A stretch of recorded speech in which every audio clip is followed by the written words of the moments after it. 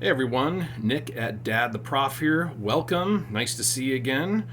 In this video, this is actually the first of a two-part video series where I'm talking about going back to college. I know that many of us are parents of college students. You may be a college student yourself. And we've hit the month of August, and this is always an exciting time of year, not just because football is starting back up, which of course that is definitely a reason why we should be excited in August, but also because school is starting back up after having the summer off. And this is the case whether you're pre K all the way through being a university student. So, what I want to do in this first video is talk to college students about going back to college if you've already been there and you had the summer between the years you've been in college, or even if this is your very first year going into college and you're brand new. So, either way, just want to chat a little bit about what the college student experience has to offer as we get ready for a new semester to start up. Okay, whether you're a brand new college student or a returning college student. So, I have been teaching in higher education since 2000, so I've got over 20 years experience. My psychology is my subject. I'm a psychology professor. And so, what I want to do here is just talk to students and just discuss some of the relevant issues that come with starting up a new year of college. So, without further ado, let me first acknowledge that it's a really exciting time. I mean, I think about August and the moves that I made when I went off to graduate school a couple different times. And it was really exciting. And it was also kind of nerve wracking as well. So there's excitement and nerves simultaneously. So, what I want to do in this video is talk to the college experience. What can I do to set myself up for having a good experience when the semester starts?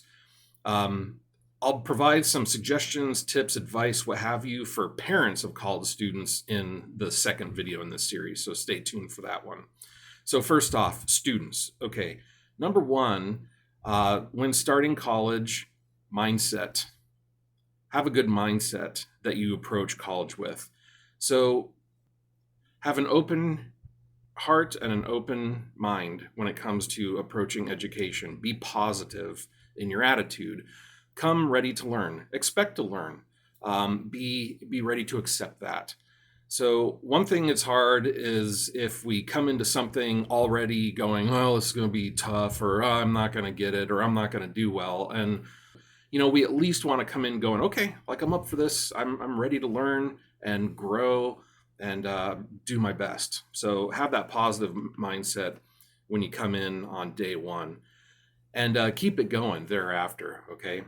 Take notes. I recommend, and I'll get into this in a second, but I recommend taking notes longhand on a spiral notebook with a pen or pencil, right? So I'll talk more about note taking and the role of laptops actually in a couple moments.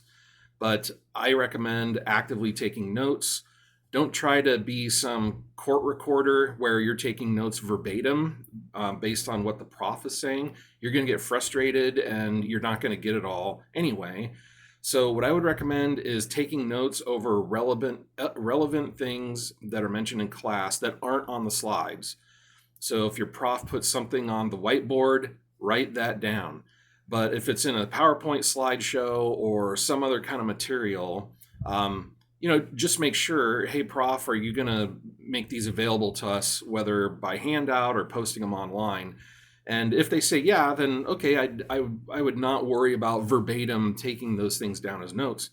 But if it's stuff where you're not going to have access to it, like examples a professor provides or additional information about the topics that isn't on the slides, I would definitely try to make notes of that and write them down. And don't be afraid of raising your hand to ask your professor to repeat something. There's nothing wrong with that at all. It actually shows interest and it communicates that you're trying hard to consolidate some things to write down. And your professor should appreciate that, okay? The other thing is always seek to find personal relevance for the material. I would argue that any topic that you're exposed to has some kind of relevance to your life or your major or something like that. So I would say cultivate that. Sometimes that's readily apparent and obvious on the surface, and other times you may have to go, like, why is this topic important, or why is this topic relevant to me and what I want to do as a big boy or big girl someday, in a real job. So always strive to find personal relevance in whatever content it is that you're learning about and you're exposed to in a class. That's very important. I always go into stuff asking myself, it doesn't matter if it's a meeting or anything. I always ask myself, what can I take away from this conversation? What can I take away from this experience that's going to be beneficial for me going forward? So I would encourage you to approach each and every class period for every class in the same way. The other thing too, with regard to mindset, is this may sound weird, but I'm going to encourage you to embrace discomfort. Discomfort is okay. That's actually the point of growth and development. That's where we're pushing ourselves to learn something different or to think about something in a different way, to acquire a new skill set. So lean into discomfort. Know that it's part of the learning process. You don't have to be an expert on everything right away, and you won't be an expert on a lot of stuff even after you take all sorts of classes on it either. I'm a professor. There's a lot of stuff I have to learn yet. So, and I recognize that, and I'm aware of that. So I'm always looking forward to learning new things. So embrace discomfort. You're going to have it. You'll figure stuff out though. You'll get a routine and a pattern established, and that way you will be more comfortable in doing college day in and day out. Okay. The second big thing is being social. Let your light shine before the world, before others. So be social.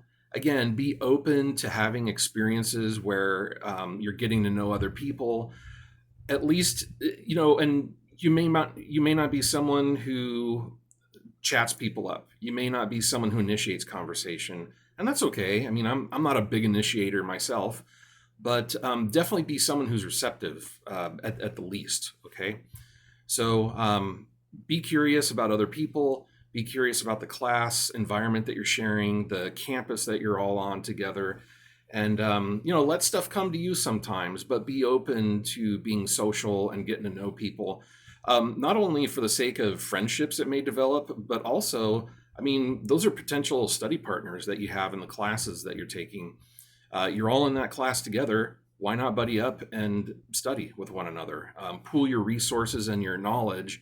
I think that would be very beneficial for you. So be social, be open to meeting people. And part of this also, and I know this may sound a little weird because when I was 18, I would have been like, what? But I'm going to encourage you to do this. Introduce yourself to your instructors. It doesn't have to be on day one, but I would try to make it within the first week. It doesn't have to be anything real big and special. Hi, I'm Biff. I'm from St. Louis originally, and I'm really enjoying the class so far. I wanted to introduce myself and just let you know I'm looking forward to the semester. That's it. It doesn't have to be any big deal that you lay out a bunch of information about yourself. Just signaling, hey, here I am. It's nice to meet you. I'm happy to be in the class, and I look forward to more. No, that's it.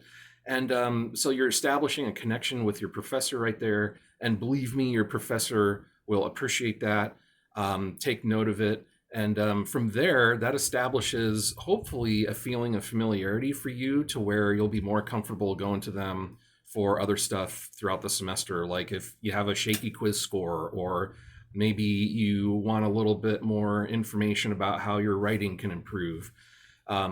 If you have that initial pretty low stakes initial conversation with your prof, then it'll make it easier for you to then go to them later in the semester for help. Okay. So, and also give your professors an opportunity to get to know you. What I mean by this is, and I'm speaking from my own experience, I always tell students, hey, nice to meet you. Welcome to class. Great to hear that you're having a good time so far. I really hope it continues. And if you have any questions as we're going, please let me know. Email, in person, whatever the case may be. And I also encourage students, please give me a little grace if I need reminding of your name. It'll come. It's just that, we're all new right now, and but I will learn your name. But just have some grace and some patience with me if I need reminding of that. That's the only other thing I would say with regard to interacting with your instructors. Okay. But ultimately, they are there to help guide and direct you through the information, and ultimately, they're there to help you come to know and understand the material more. Okay, they're on your side, basically. Okay, so give them a chance. Now that does it for mindset. What about materials? What physical stuff are you going to need for college? I would start off with just getting a couple of classic spiral notebooks. I mean, it doesn't have to be anything fancy or high tech or anything. Just get some spiral notebooks, loose leaf paper, whatever, but have physical paper in some form that you bring to class every day. Okay, every day, bring something to physically take notes on. Assume you'll need to take notes actively every day. Also, there may be stuff that your professor has you guys doing in class on the fly. And so you'll want to have a piece of paper for that. It may be brainstorming. It may be doing a pop quiz, or creating a list of items of something. I don't know, some other in-class activity. So you want to make sure to always have paper at the ready, and also that you have something reliable to write with. So I mean, these are cheapy pens. They're not quite a dime a dozen, but they're pretty cheap. Get good pens. Reminds me, I had a philosophy instructor when I was an undergrad, and one time he went on and on about how awesome of a pen he had. He had he said it was like a $70 or $80 pen, and it weighed like half a pound or something. I don't know. He said it's very weighty in my hand, and it writes beautifully. And he was holding it up like he was kind of a pen elitist, I guess. And he was holding it up, and I remember him saying something like, "Well, look at this pen, for instance. It's so wonderful. It has good weight and writes beautifully. No doubt much better than probably the miserable piece of garbage you're no doubt using." And it's like, did he just cut down my pen because it's not a $80 pen? So anyway, I don't know, it's just kind of funny. But I appreciate a nice quality pen as much as anybody else. I wouldn't blow $80 on a pen, but you get the idea. Just have some pens at the ready, pencils, markers, highlighters, whatever, however you roll. I usually have a couple pens when I'm a student. I usually have a couple pens with me and maybe a highlighter, but you can figure that out. But make sure to have that stuff on you as well. I would also encourage investing in a solid calculator. This is just a basic TI-35 Texas Instruments. I mean, I think this is a workhorse right here. They cost like 10 to 12 bucks. And you'll probably have it for 15 years. I mean, it's a pretty solid calculator. This is the basic of what you're going to need for like statistics courses, and also maybe a lot of math courses. Certainly, if you get into a math course where there's graphing that is being done, you may need a graphing calculator. Default to what your instructor asks of you for those types of things. So anyway, those are some basic materials to have. Certainly every course is going to have its syllabus and its unique textbook needs. Some textbooks are required, others are recommended. There may be workbooks that come along with that. Those types of things you're going to have to determine when you actually make contact with the instructor on day one or week one, or when you first get access to the syllabus, which sometimes is posted before the semester begins. You can look on there at the required texts and other materials. Maybe you need to get lab equipment or, whatever. The other thing too is you can go to your campus bookstore website or the physical bookstore and inquire about necessary items for the classes that you're in. Okay, so you'll need those things as well.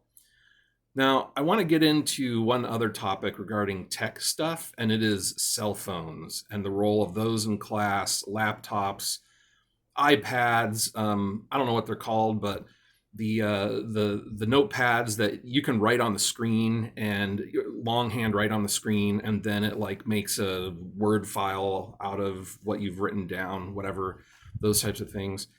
The main thing I would say with regard to that kind of stuff is this: ask for your instructor to clearly state what their expectations are regarding cell phones, laptops, and these other types of technical gadgets.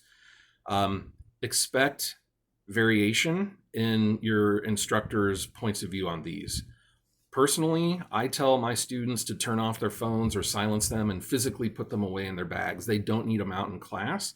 They're actually, and I've got my cell phone like everybody else does. It's just that there are distractions in the classroom that I don't see a need for. And so that's the reason why we put them away. And there's some nerdy learning science behind that as well that I won't get into right now. If you're interested, comment below, and I can give you more information. But in my class, we put the cell phones away and turn them off. And it's a courtesy issue. It's a respect issue. It's a, hey, we're all trying to focus issue. The other thing I would say is with laptop note taking, I ask people to put laptops away as well. And because the note taking, sometimes the clicking on the keys is bothersome to people. And also too, it is a computer sitting there. It's real easy to stray off topic and check scores online or whatever, and not be focusing on history or, psych or whatever. So I ask people to put them away, unless if someone has a documented accommodation, then I make exceptions for that, of course. But other than that, I ask people to put all that stuff away. The person that you have after me in class may be like, no, you need to have your phone out because we're going to be doing stuff on it. So it all depends on what they have going on, okay? But clarify what your instructor's policies are and expectations are regarding technology, okay? The last thing here after mindset and then materials is do some reconnaissance. What I mean by this is physically go to campus a couple days before classes start, maybe the week before classes start, and just walk around. Just cruise around, explore, get a lay of the land, look at the buildings, look at your schedule, look at the classrooms you're going to be having your classes in. Go into those buildings, look at the classroom, go inside the classroom if it's unlocked. I do this as a professor, usually. I mean, if I'm not already familiar with a classroom or a building, I'll go scout and check it out, and I'll check the technology setup, where everything's located, the lighting, and all these types of things. So kind of a site preview. And so I'd encourage you to do that as well. If you have a small campus, then you're going to get a lay of the land easier, and you're going to get your bearings on how long it takes to get from one place to another. If you have a really large campus, this is even more important, because maybe you have back-to-back classes on different sides of the campus, and you may need to factor in 10 to 15 minutes worth of travel time to get from one building to another. So doing some reconnaissance the day or two before the semester starts, or the week before, just to get the layout understood, so you can estimate how much time it's going to take to go different places, I think is a great move as well, okay? So I hope you've enjoyed these tips and suggestions. Certainly there's more that I'm sure I could include, just haven't for right now. I think that's plenty. But if you have any questions, please comment below. Certainly like and subscribe to the channel. If you're feeling the video and got something out of this, I'd really appreciate that. But in the second video clip, I'll be talking to parents of college students and providing some advice and suggestions to them, okay? So, but for right now, have a good one, and blessings on your journey.